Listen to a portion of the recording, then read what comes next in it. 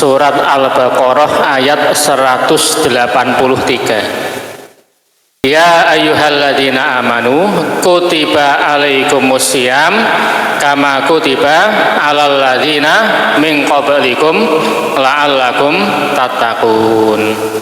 Wahai orang-orang yang beriman, diwajibkan atas kalian siam sebagaimana diwajibkan atas umat sebelum kalian agar kalian bertakwa.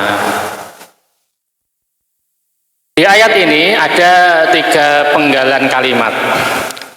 Pertama adalah ya ayyuhalladzina amanu. Yang kedua kutiba alaikumusiyam kama kutiba alal ladzina min qablikum. Yang ketiga adalah la'allakum tattaqun. Jadi kita bahas 3 ini. Sekarang yang pertama, apa tafsir dari ya ayyuhalladzina amanu? Saya ambilkan dari tafsir Muyassar. Maksudnya adalah ya ayyuhalladzina shaddaqu wa rasulahu wa amilu bisyar'ihi. Wahai orang-orang yang membenarkan Allah dan Rasulnya dan menjalankan syariatnya. Jadi yang namanya iman atau mukmin adalah orang yang membenarkan Allah dan Rasulnya dan menjalankan syariatnya. Karena yang namanya iman memang tidak hanya dengan keyakinan dalam hati, harus dibuktikan dengan amal anggota badan. Maka kita sudah termasuk objek ayat ini, wahai orang-orang yang beriman. Kalau Abdullah bin Mas'ud itu mengatakan begini, kalau kalian mendengarkan ayat awalnya kok ya ayyuhalladzina amanu, pasang telinga betul-betul karena setelah itu Allah akan datangkan perintah atau larangan. Terus kalau tidak perintah ya larangan setelah kalimat ya ayyuhalladzina amanu. Ya ayyuhalladzina amanu tubu ilallahi taubatan nasuha. Wahai orang-orang yang beriman, taubatlah kepada Allah dengan taubatan nasuha. Ya ayyuhalladzina amanu idza nudiya lis-sholati min yaumil jumu'ati fas'au ila dzikrillahi wa dzarul bai'. Wahai orang-orang yang beriman, apabila diseru untuk menghadiri sholat Jumat, fas'au, bersegeralah menuju kepada sholat Jumat atau kepada khutbah Jumat. Maka salah satu cara kita mendeteksi kualitas iman kita adalah kita tempatkan diri kita di ayat-ayat seperti ini. Kalau ada orang ngaku muslim kok tidak siam Ramadan, berarti imannya bermasalah. Kalau ada orang mukmin kok tidak mau tobat setelah berbuat dosa, berarti imannya bermasalah. Tadi Allah perintahkan bersegera Jumatan, kok ada orang muslim Jumatannya sering telat, imannya bermasalah. Pokoknya standar keimanan kita salah satunya kita ukur dengan kita tempatkan diri kita di ayat-ayat ya ayyuhalladzina amanu. Nah, di ayat ini Allah perintahkan nanti untuk menjalankan siam Ramadan.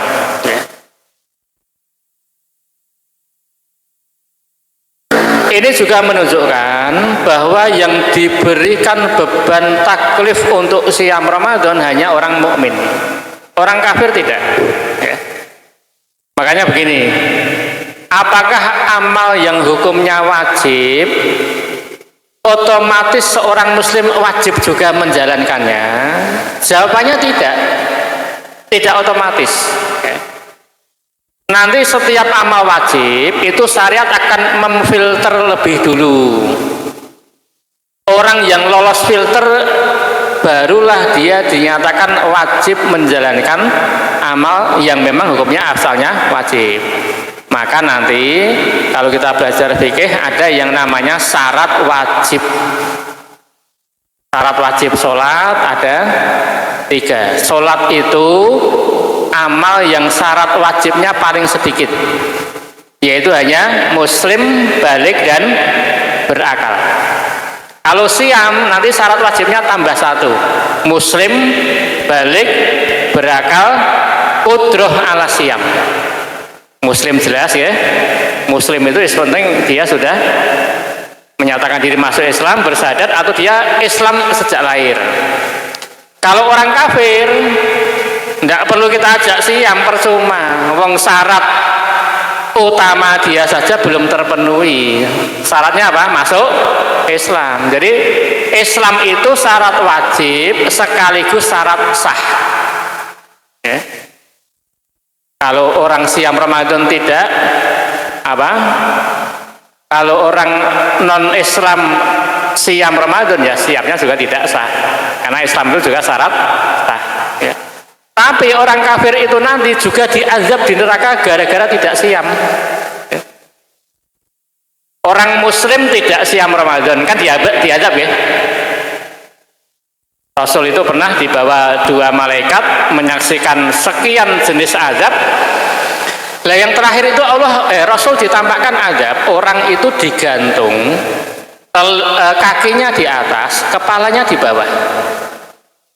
Tasilu asdaquhum daman, mengalir dari mulutnya yang dirobek itu darah. Jadi kaki di atas, kepala di bawah, mulutnya dirobek sampai mengeluarkan apa? Darah. Maka Rasul bertanya kepada malaikat, man haula, wahai malaikat ini siapa ini? Orang kok azabnya seperti itu, mengerikan. Maka dijawab, haula illadzina yuftiruna qabla takhillati saumihim. Mereka ini wahai Rasulullah adalah orang yang berbuka puasa sebelum waktu dibolehkannya buka puasa. Jadi dia ini puasa, tapi belum azan maghrib membatalkan puasanya tanpa alasan yang syar'i. Itu saja azabnya seperti itu. Nah, orang kafir bagaimana? Orang kafir juga diazab, selain karena kekafirannya, nanti siam yang dia tinggalkan juga dapat azab sendiri. Sholat yang dia tinggalkan dapat azab tersendiri lagi. Buktinya apa? Buktinya nanti orang kafir itu ada yang dimasukkan ke dalam neraka sakor. Itu ditanya begini di surat Al-Mudaththir ya. Itu kan masalakakum fi sakor, apa yang menyebabkan kamu masuk ke dalam neraka sakor? Apa jawab ini orang kafir? Qalu lam nakum minal musallin, kami dulu tidak mengerjakan sholat. Loh, berarti dia ini diazab juga dikarenakan sholat yang dia tinggalkan. Karena di daftar dosa yang dia sebutkan, dia katakan di akhir apa? Wa kunna nukadzibu biyaumiddin hatta atanal yakin. Dan kami dulu memang tidak yakin dengan hari kebangkitan sampai kami mati. Jadi ini orang kafir ini, Pak. Dia diazab karena kekafirannya, tapi juga diazab karena sholat yang dia tinggalkan. Tapi di dunia tidak perlu kita ajak siam, tidak perlu kita ajak sholat percuma. Kenapa? Syarat sahnya saja dia belum punya. Ya. Ini muslim. Balik, jelas ya. Balik itu kalau anak laki-laki tandanya sudah mimpi basah atau keluar air nutfah di umur minimal 9 tahun. Kalau tiba-tiba keluar nutfah umur 8 tahun itu tidak dianggap oleh syariat karena dianggap itu kelainan organ tubuhnya. Tapi kalau 9 tahun sudah diakui. Nanti kalau tidak mengalami tanda seperti tadi, begitu umurnya 15 tahun secara sah dinyatakan sudah balik, walaupun tidak melalui tanda-tanda balik yang lain. Kalau anak perempuan tanda balik adalah sudah haid atau mimpi basah atau keluar nutfah umur minimal 9 tahun. Ya, hari ini kan usia balik itu semakin maju.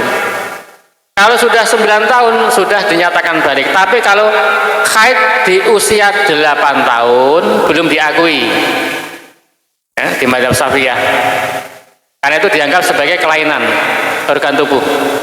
Tapi kalau haid di usia 9 tahun sudah diakui.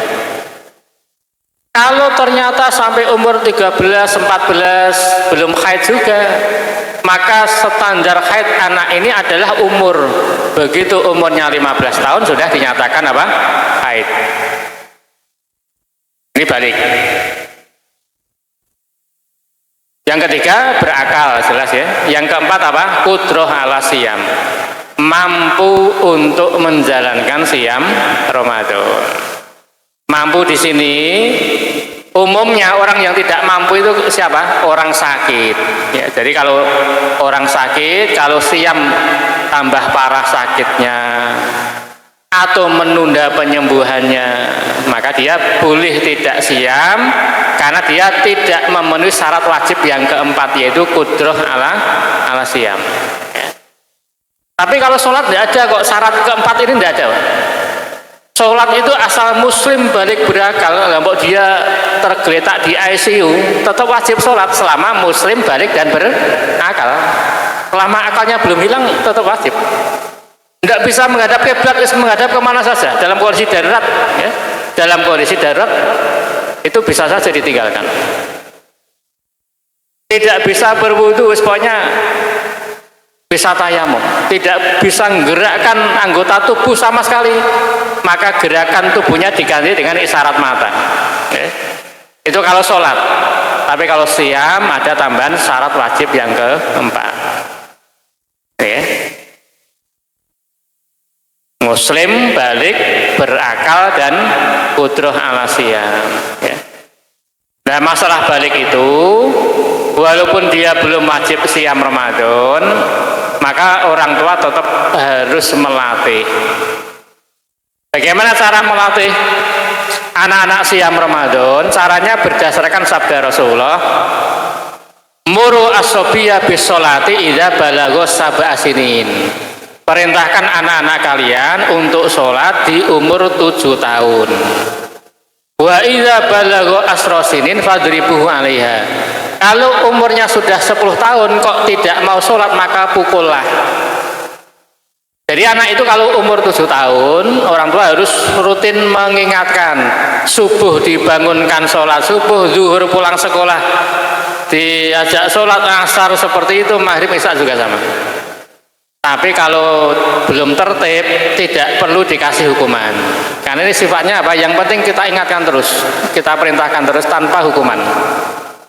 Tapi begitu umur 10 tahun kok tetap tidak mau sholat, baru dikasih hukuman, dan jenis hukumannya spesifik sekali, dipukul.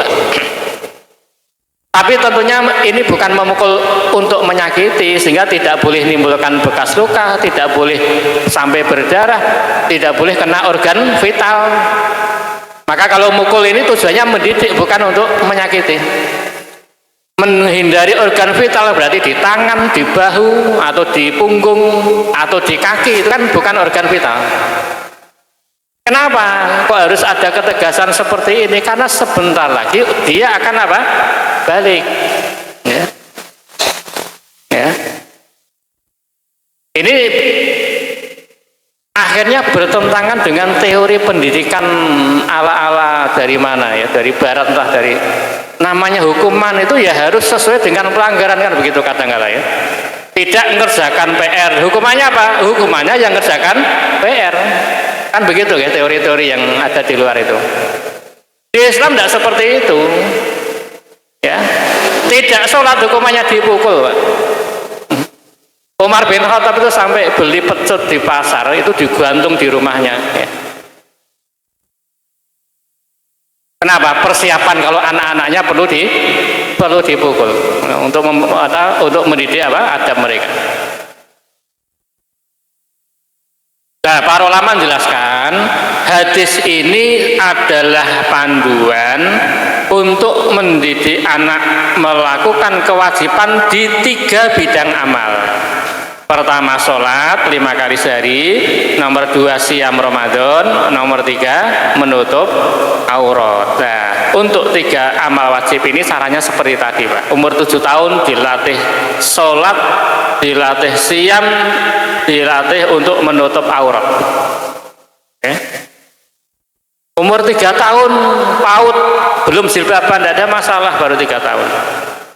Walaupun kalau dilatih juga tidak ada masalah, tapi apa? Tidak kemudian sangat ketat juga tidak. Karena latihan itu secara syar'i diwajibkan adalah ketika umur sudah 7 tahun. nggak bisa diukur lah. 3 kewajiban. Maka umur 7 tahun dilatih siam, umur 10 tahun ditegasi, kalau tidak siam dipukul.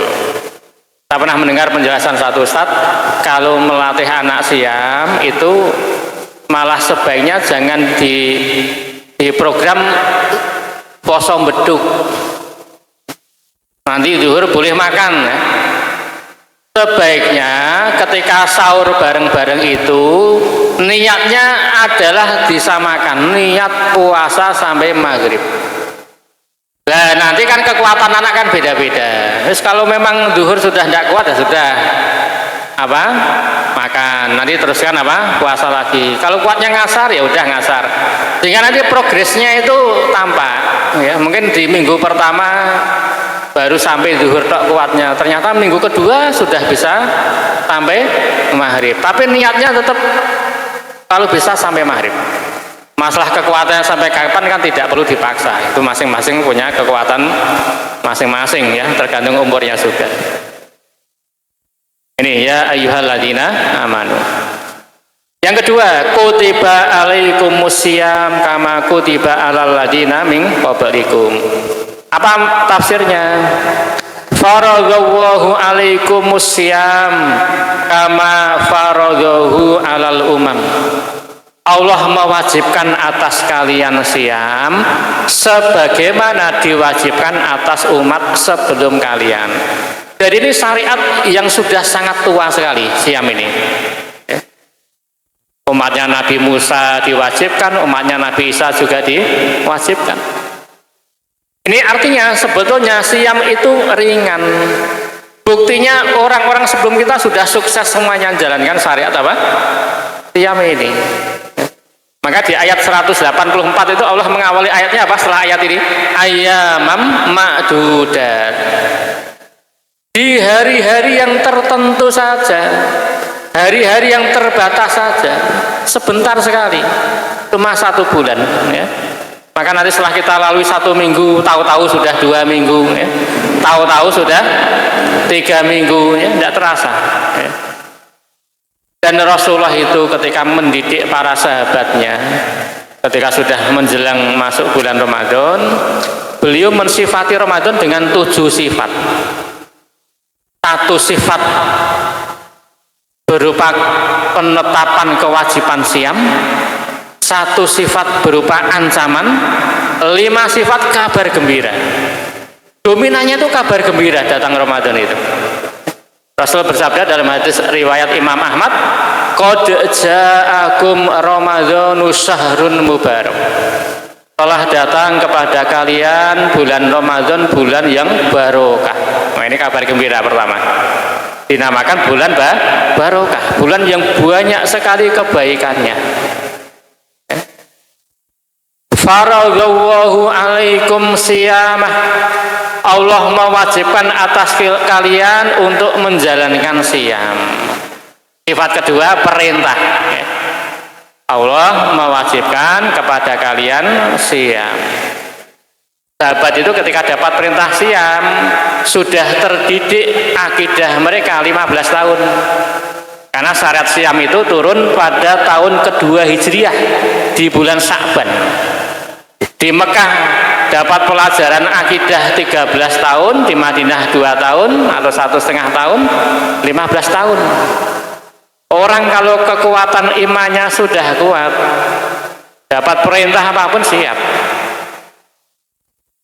Karena yang namanya amal soleh itu faktor kekuatan yang utama adalah apa? Keimanan, bukan fisik ya. Maka panggilan siam adalah panggilan keimanan, ya ayyuhalladzina amanu. Maka sangat biasa dan saya sering menjumpai itu. Bapaknya sudah sepuh sakit-sakitan, puasanya 1 bulan penuh. Ya, anaknya masih muda sehat, 1 bulan penuh tidak puasa. Itu biasa sekali ya. Saya tanya bapaknya jenengan siam nggih kuat Pak, kondisinya betul-betul habis sakit berat. Alhamdulillah ya kuat 1 bulan penuh. Ya tidak heran ya, karena memang faktor pendorong terkuat ibadah itu apa? Keimanan. Maka mendidik anak-anak juga seperti itu, ya. Mau dikasih pendidikan keimanan, iman pada Allah, iman pada hari akhir. Kalau siam, insya Allah masukkan kita ke surga. Kalau tidak siam, Allah akan azab kita di neraka dengan azab seperti ini. Kalau kita sholat, Allah sediakan pintu sholat untuk masuk jannah. Kalau kita tinggalkan sholat, Allah sediakan neraka sakor. Sehingga kalau anak itu dilatih dengan modal keimanan, insya Allah sampai dia dewasa akan tetap bertahan. Hari ini kan sering terjadi fenomena, ya. Pas anak-anak rajin ngaji, rajin TPA, rajin ke masjid, begitu dewasa sholat aja tidak sama sekali. Sholat sudah tidak, puasa tidak. Kenapa? Itu salah pendidikan. Loh, kok salah pendidikan? Nyatanya dulu anaknya yang ngantar ke TPA. Iya, tetap salah. Kenapa? Ternyata dulu dia rajin itu karena ikut-ikutan. Ikut-ikutan barang yang nggak baik itu nggak baik, Pak. Tapi ikut-ikutan amal soleh juga tidak bagus juga. Kenapa? Karena ikut-ikutannya itu. Nah, ketika dewasa teman-temannya nggak sholat, ya ikut-ikutan nggak sholat dong. Dari dulu akidahnya ikut-ikutan. Nah, ini kalau sejak kecil ditanamkan keimanan pada Allah dan hari akhir, ya. Orang anggap itu kewajiban.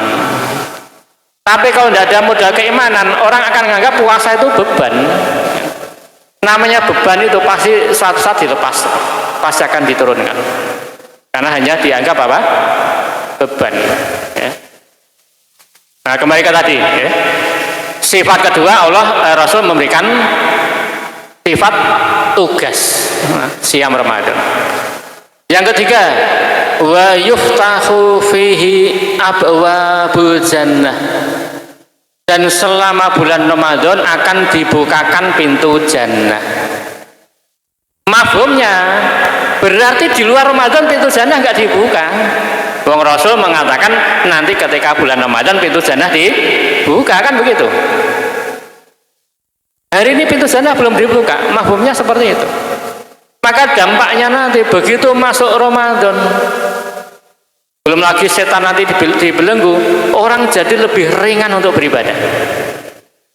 Ya. Orang jadi lebih ringan beribadah. Maka malam hari pertama Ramadan masjid langsung ramai, itu tidak hanya di Indonesia, seluruh dunia seperti itu. Ya. Barokahnya Ramadan. Ya. Kemudian yang berikutnya, wa yughlaqu fihi abwabul jahim, selama Ramadan pintu neraka ditutup. Itu mafhumnya di luar Ramadan pintu neraka dibuka, tapi begitu masuk Ramadan pintu neraka ditutup, ya. Sehingga kesempatan orang masuk neraka itu sebetulnya diminimalisir. Maka di dalam hadis riwayat Imam Tirmidzi, Rasul itu ketika menerangkan tentang Ramadan, hadisnya cukup panjang, di akhir beliau katakan begini, walillahi utaqoun minan nar wa dzalika kullalailah. Di malam bulan Ramadan Allah itu mendaftar hamba-hambanya yang dinyatakan bebas dari api neraka. Wa dzalika kullalailah, dan itu berlangsung setiap malam. Maka target kita nanti setiap masuk Ramadan, kita targetkan minimal lah, mudah-mudahan satu malam saja lah dari 30 malam itu, nama kita terdaftar sebagai hamba yang bebas dari api neraka. Itu setiap malam masih ada daftar nama itu, ya. Setidaknya satu malam kita maksimalkan, ya. Siamnya dimaksimalkan, ya. Karena kalau sabda Rasul, man soma Ramadhana imanan wa ihtisaban ghufira lahu ma taqaddama min dzanbi. Imanan wa ihtisaban itu apa? Imanan itu maksudnya siam Ramadan dengan penuh keimanan bahwa ini adalah kewajiban dari Allah. Mengimani ini kewajiban dari Allah. Ihtisaban itu mengharap ganjaran dari Allah. Gambaran ihtisaban itu adalah dia memaksimalkan setiap segi dari ibadahnya, itu dimaksimalkan agar ganjarannya maksimal. Maka siam itu niatnya dimaksimalkan, ikhlasillahi ta'ala. Sahurnya dimaksimalkan, bukan porsinya, ya. maksimal biar sesuai dengan sunnah Rasulullah. Namanya sahur itu ya mendekati subuh ya. Jam 10 malam diniatkan sahur itu belum masuk sahur itu. Bukannya dimaksimalkan biar maksimal pahalanya. Sepanjang siam dimaksimalkan, jangan melakukan pembatal pahala siam. Kalau pembatal siam mudah kita tinggalkan loh. Pembatal siam. Tapi kalau pembatal pahala siam, nah ini yang berat. Pembatal pahala siam itu misalnya berkata-kata yang kotor, ghibah, itu tidak membatalkan siam, tapi membatalkan pahala siam. Ya. Ini sifat kabar gembira yang ketiga ya. Bulan barokah, pintu jannah dibuka, pintu neraka ditutup. Kemudian apa yang berikutnya? Dan dibelenggu setan-setan. Ya. Setan-setan dibelenggu.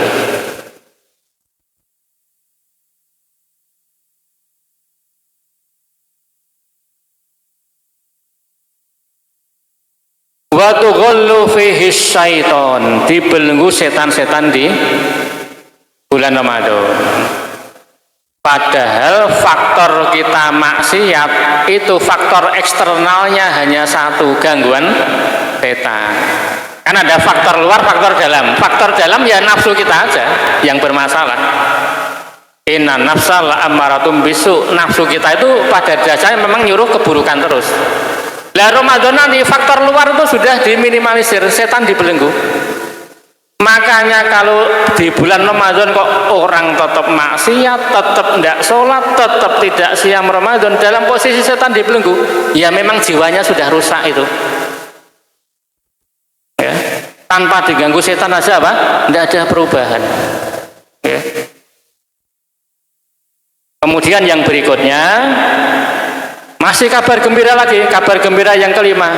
Fihi lailatun khairun min alfi syahr. Di dalam Ramadan nanti ada satu malam, yang malam itu lebih baik daripada 1000 bulan. Maksudnya adalah kalau kita ibadah bertepatan dengan Lailatul Qadar, maka fadilahnya lebih baik daripada kita ibadah 1000 bulan, yang 1000 bulan itu tidak ada Lailatul Qadarnya di dalamnya. Kapan itu? Pendapat yang rajih 10 malam yang terakhir, di malam-malam yang ganjil, walaupun sebagian ada juga pendapat di malam-malam genap juga. Yang penting 10 malam terakhir. Maka kita tadarus Quran 1 juz itu lebih baik daripada kita tadarus Al-Quran setiap malam sepanjang 1000 bulan atau 83 tahun. Masih lebih baik ketika 1 juz bertepatan dengan Lailatul Qadar, dan itu berlaku sampai dengan hari kiamat. Para ulama ahlu sunnah sepakat Lailatul Qadar itu berlaku sampai hari kiamat. Para ulama hanya beda pendapat tentang kapan waktunya, itu saja. Nah, maka nanti kita maksimalkan, mudah-mudahan bisa dikuatkan ya 10 malam terakhir. Kalau soal semangat hanya di waktu tertentu itu tidak hanya orang Indonesia, Pak. Orang-orang Arab juga sama. Ya, anak-anak muda di sini dengan di sana juga sama. Cuma bedanya di sana lebih alim, lebih paham ilmu. Maka kalau di sini biasanya semangat itu kan di awal. Nanti sudah pertengahan sholat taraweh mulai berkurang. Kalau di sana enggak, awal-awal biasa. Nanti di akhir baru mereka semangat. Sama-sama enggak konsisten kan lebih bagus yang tadi ya. Karena mereka tahu fadilahnya. Ya, 10 malam yang terakhir. Ya. Dan Lailatul Qadar ini bisa kita dapatkan dimanapun, tidak harus iktikaf. Walaupun iktikaf memang satu-satunya cara yang ideal untuk mendapatkan Lailatul Qadar secara maksimal. Ya. Karena tidak mungkin di luar masjid kita bisa fokus ibadah, bisa ngatur aktivitas fisik kita. Kalau udah di masjid insya Allah terkondisi, Pak. Cuma kalau memang tidak bisa, dimanapun kita bisa, yang penting kita ibadah dan bertepatan dengan Lailatul Qadar. Kemudian yang terakhir, Rasul memberikan ancaman, man khurima khairaha faqad khurim. Barang siapa yang diharamkan atau terhalangi dari melakukan kebaikan di Lailatul Qadar tadi, sungguh dia terhalangi dari seluruh kebaikan. Ya. Ini ancaman ini, maka harus memaksimalkan ibadah di malam Lailatul Qadar. Kita sholat isya jamaah saja itu sudah dapat Lailatul Qadar, Pak. Kalau bertepatan dengan Lailatul Qadar, itu berarti sholat isya di malam itu lebih baik daripada sholat isya setiap malam selama 1000 bulan. Tapi kan ya rugi ya, Lailatul Qadar kok hanya dapat pahala sholat isya-nya tok. Ya nanti ditambah sholat tarawih, tambah tadarus Quran semaksimal yang kita bisa, tambah zikir ya. Nah, ini kutiba alaikumusiyam kama kutiba alal ladzina min qablikum. Yang terakhir sekarang, la'allakum tattaqun, agar kalian bertakwa. Di sini Allah menyampaikan hikmahnya, tujuannya. Jadi ternyata siam Ramadan itu ada tujuannya. Berarti kalau setelah Ramadan kita tidak punya tujuan dari siam, ya berarti siam kita belum berhasil. Apa tujuan atau hikmah siam? La'allakum tattaqun, agar kalian bertakwa. Maka hikmah utama siam Ramadan hanya satu ini toh, tidak ada hikmah yang lain. Apa tafsirnya la'allakum tattaqun? Di sini dikatakan fataj'aluna bainakum wa bainal ma'asi wiqayah bi ta'atihi wa ibadatihi wahdah. Yaitu Allah akan menjadikan dinding antara kalian dengan maksiat. Dengan cara Allah memudahkan kalian taat dan ibadah kepada Allah Subhanahu wa ta'ala. Jadi takwa itu ada dua indikasinya. Pertama, Allah jadikan dinding antara kita dengan maksiat. Itu artinya nanti kalau siam Ramadan kita sukses, Allah menjadikan kita ringan untuk meninggalkan maksiat. Yang kedua, Allah menjadikan kita ringan untuk melakukan ketaatan kepada Allah Subhanahu wa ta'ala. Makanya Ramadan itu diberlakukan setiap tahun. Kenapa? Untuk selalu menjaga kualitas takwa kita. Maka kita perlu masuk madrasah Ramadan agar takwa kita tetap terkondisi terus. Maka para ulama mengatakan kalau sampai ada orang muslim tidak mau siam Ramadan, susah, berat untuk jadi orang yang bertakwa ya. Untuk meninggalkan maksiat, untuk ringan ibadah itu berat ya. Harus melalui apa? Madrasah yang namanya siam Ramadan ya. Saya kira demikian tafsir yang singkat saja dari Al-Muyassar surat Al-Baqarah ayat 183. Saya kira demikian. Kalau ada yang mau disampaikan, monggo silakan. Kalau tidak ada, kita akhiri.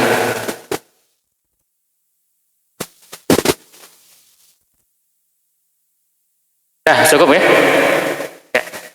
Saya kira demikian, mudah-mudahan ada manfaatnya sebagai bekal ya.